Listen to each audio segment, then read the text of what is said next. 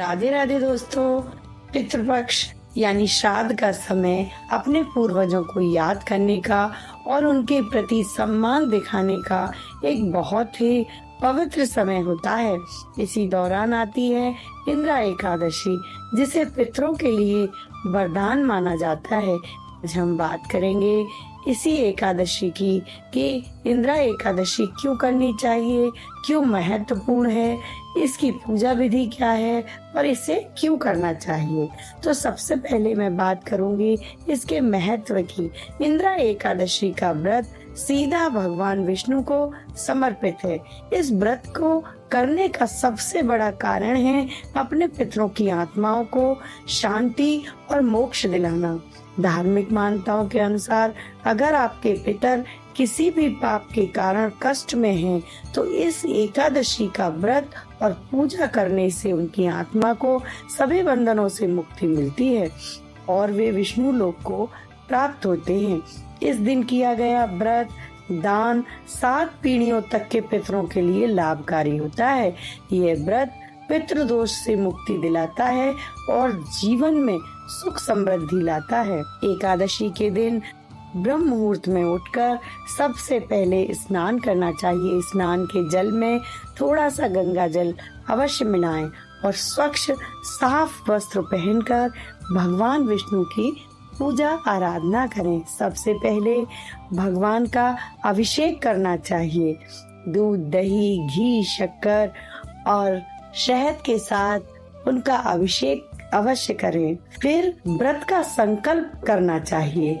पहले भगवान विष्णु के सामने हाथ जोड़कर व्रत का संकल्प अवश्य करें। संकल्प करने से व्रत पूर्ण हो जाता है। भगवान विष्णु की मूर्ति को या तस्वीर को पीले फूल, पीले वस्त्र सुंदर तरीके से उनको सजाएं और उन्हें पीले फूल अर्पित करें, चंदन अर्पित करें। भगवान विष्णु की पूजा के साथ साथ अगर आप माता लक्ष्मी की पूजा भी करते हैं तो आपको और भी आशीर्वाद मिलता है। ओम नमो भगवते वासुदेवाय का 108 बार जप करें। विष्णु सहस्त्र नाम सुने या उसका पाठ करें। उसके बाद एकादशी व्रत की कथा सुने या पढ़ें और फिर भगवान विष्णु की आरती करें। एकादशी के दिन अन्न वर्जित है। अन्न बिल्कुल भी नहीं खाना चाहिए। आप दिन भर फल, दूध और पानी ले सकते हैं। शाम को पूजा के बाद अपनी क्षमता के अनुसार किसी गरीब या जरूरतमंद को अन्न, वस्त्र या जो भी आपके पास है आपकी श्रद्धा के अनुसार दान कर सकते हैं। और एक बात और बहुत खास है जो याद रखनी चाहिए कि इस दिन आपको सात्विक रहना चाहिए। किसी की बुराई भलाई में नहीं पड़ना चाहिए। मन को सिर्फ भगवान में लगाना चाहिए। तो दोस्तों, इंद्रा एकादशी का व्रत सिर्फ धार्मिक अनुष्ठान नहीं है, बल्कि अपने पितरों के प्रति प्रेम और सम्मान जताने का एक तरीका है। इसे सच्ची श्रद्धा और भक्ति से करने पर आपको भगवान विष्णु का आशीर्वाद और पितरों का आशीष दोनों मिलेगा। तो आइए अब सुनते हैं इंद्रा एकादशी की व्रत कथा। युधिष्ठिर बोले कि हे राजन, अब आप विस्तार पूर्वक अश्विन मास की कृष्ण पक्ष की एकादशी की कथा को कहिए। इस एकादशी का क्या नाम है तथा इस एकादशी के व्रत को करने से कौन से फल मिलते हैं, ये सब मुझे विस्तार पूर्वक समझाइए। इस पर भगवान श्री कृष्ण बोले कि हे राजन, अश्विन मास के कृष्ण पक्ष की एकादशी का नाम इंद्रा एकादशी है। इस एकादशी का व्रत करने से समस्त पाप नष्ट हो जाते हैं। इस व्रत के करने से नरक में गए हुए पितरों का उद्धार हो जाता है। हे राजन, एकादशी की कथा सुनने मात्र से वाजपेयी यज्ञ का फल मिलता है। प्राचीन सतयुग में महिष्मती नाम की नगरी में इंद्रसेन नाम का एक प्रतापी राजा राज्य करता था। वह पुत्र, पौत्र और धन धान्य आदि से पूर्ण और सदैव शत्रुओं का नाश करने वाला था। एक समय जबकि राजा अपनी राज्यसभा में सुखपूर्वक बैठा था। महर्षि नारद आकाश मार्ग से उतरकर वहां आए। नारद जी को देखकर राजा आसन से उठा और आर्द आदि से उनकी पूजा करके उन्हें आसन दिया। नारद बोले कि हे राजन, आपके राज्य में सब कुशल से तो है। मैं आपकी धर्म परायणता देखकर अत्यंत प्रसन्न हूँ। तब राजा बोले, हे महर्षि, आपकी कृपा से मेरे राज्य में सब कुशल पूर्वक है तथा आपकी कृपा से मेरे समस्त यज्ञ कर्म आदि सफल हो गए हैं। हे देव, आपकी क्या आज्ञा है? इस पर नारद ऋषि बोले, हे राजन, मुझे एक महान आश्चर्य हो रहा है कि एक समय जब मैं ब्रह्मलोक से यमलोक गया था, उस समय यमराज की सभा के मध्य तुम्हारे पिता को बैठा देखा था। तुम्हारे पिता महान ज्ञानी, दानी तथा धर्मात्मा थे। वे एकादशी के व्रत के बिगड़ जाने से यमलोक को गए।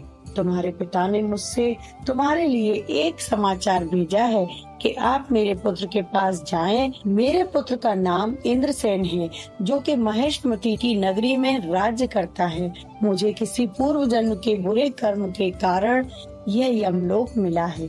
यदि मेरा पुत्र इंद्रसेन अश्विन मास के कृष्ण पक्ष की इंद्रा एकादशी का व्रत करे और उस व्रत का फल मुझे अर्पित कर दे, तो मेरी मुक्ति हो जाएगी। इस लोक से छूटकर मैं स्वर्ग लोक में वास करूंगा। जब राजा ने महर्षि नारद जी से पिता के ऐसे दुखपूर्ण वाक्यों को सुना तो उन्हें महान दुख हुआ और इंद्रा एकादशी के व्रत की विधि पूछने लगे कि हे नारद जी, अब आप मुझसे इस इंद्रा एकादशी के व्रत की विधि बतलाइए।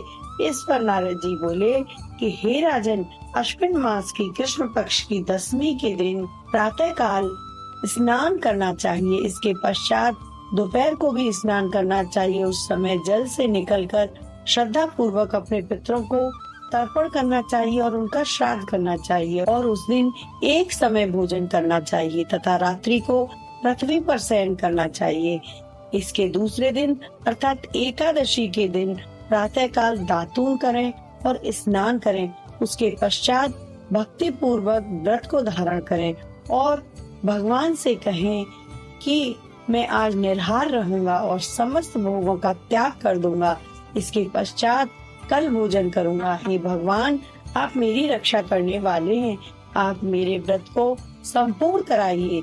इस प्रकार आचरण करके दोपहर को सालिग्राम जी की मूर्ति को स्थापित करें और उत्तम ब्राह्मण को बुलाकर भोजन कराएं और दक्षिणा दें। भोजन में से कुछ हिस्से को गौ को अवश्य दें और भगवान विष्णु की धूप दीप नैवेद्य आदि से पूजा करें और रात्रि को जागरण करें। इसके उपरांत द्वादशी के दिन मौन रहकर बंधु बांधवों सहित भोजन करें। हे राजन, ये इंद्रा एकादशी के व्रत की विधि है। हे राजन, यदि तुम आलस रहित होकर इस एकादशी के व्रत को करोगे तो तुम्हारे पिताजी अवश्य ही स्वर्ग में जाएंगे। महर्षि नारद राजा को यह उपदेश देकर अंतर ध्यान हो गए। राजा ने इंद्रा एकादशी के आने पर उसका विधि पूर्वक व्रत किया। बंधु बांधव सहित इस व्रत को करने से आकाश से पुष्पों की वर्षा हुई और राजा का पिता यमलोक से रथ पर चढ़कर स्वर्ग हो गया। राजा इंद्रसेन भी इस एकादशी के प्रभाव से इस लोक में सुख भोग कर अंत में स्वर्ग लोक को चले गए। भगवान श्री कृष्ण कहने लगे कि हे धर्मराज युधिष्ठिर, यह मैंने तुम्हारे सामने इंद्रा एकादशी का महात्म वर्णन किया है। इस कथा के पढ़ने और सुनने मात्र से ही समस्त पाप नष्ट हो जाते हैं और अंत में मनुष्य स्वर्ग लोक में जाकर वास करता है। श्रीमन नारायण नारायण हरि हरि, श्रीमन नारायण नारायण हरि हरि। तेरी लीला तेरी लीला तेरी लीला सबसे न्यारी न्यारी न्यारी न्यारी। श्रीमन नारायण नारायण हरि हरि, श्रीमन नारायण नारायण हरि हरि। राधे राधे दोस्तों, चैनल को लाइक करें, शेयर करें, सब्सक्राइब करें और अपना प्यार ऐसे ही बनाए रखें।